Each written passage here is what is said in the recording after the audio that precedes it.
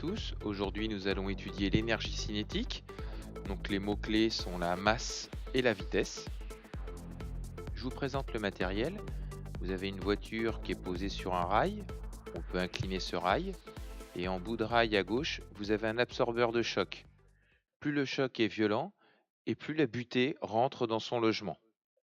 Pour ce premier essai, nous lâcherons le véhicule d'une hauteur de 14 cm.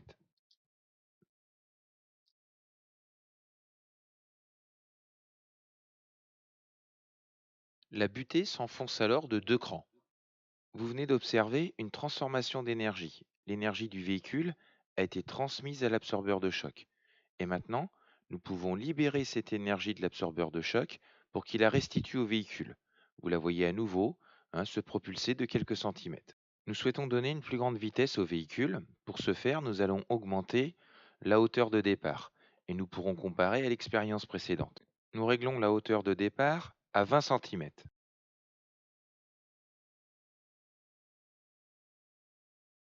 Nous lâchons le véhicule et la butée de l'absorbeur de choc rentre de 4 crans. Cette deuxième expérience nous montre que le véhicule a transmis une plus grande énergie à l'absorbeur de choc, puisque celui-ci, quand il la restitue, renvoie le véhicule à une plus grande distance. Résumons-nous. Quand le véhicule est lâché d'une certaine hauteur, il arrive sur l'absorbeur de choc avec une certaine vitesse. L'absorbeur de choc lui restitue cette énergie et propulse le véhicule de 6 cm en avant. Si le véhicule est lâché d'une plus grande hauteur, il arrive avec une plus grande vitesse sur l'absorbeur de choc. Celui-ci lui restitue une plus grande énergie en le propulsant de 18 cm en avant. Ces deux expériences démontrent que plus le véhicule arrive avec une grande vitesse, plus il transmet une grande énergie. Donc on peut dire que l'énergie cinétique dépend de la vitesse. Pour cette dernière expérience, nous réglons la hauteur à 14 cm, comme pour le premier montage. Maintenant, étudions l'influence de la masse sur l'énergie transférée à l'absorbeur de choc. Nous allons alourdir le véhicule en plaçant une barre métallique sur celui-ci. Le véhicule acquiert de l'énergie cinétique en glissant sur la piste et la transmet à l'absorbeur de choc.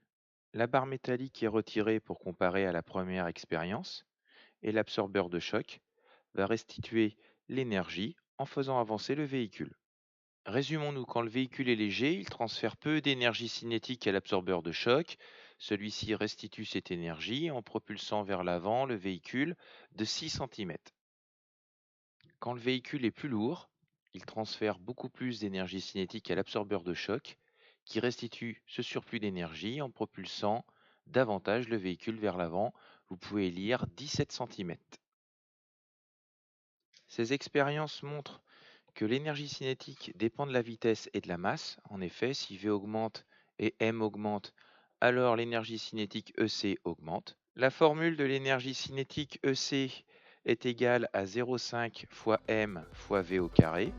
À travers cette formule, vous observez l'influence de la masse M et de la vitesse V. Une fois en classe, nous verrons des applications de cette formule de l'énergie cinétique, notamment en travaillant sur la sécurité routière. Nous reparlerons des limitations de vitesse et des limitations de masse, comme nous l'avons vu dans ces vidéos.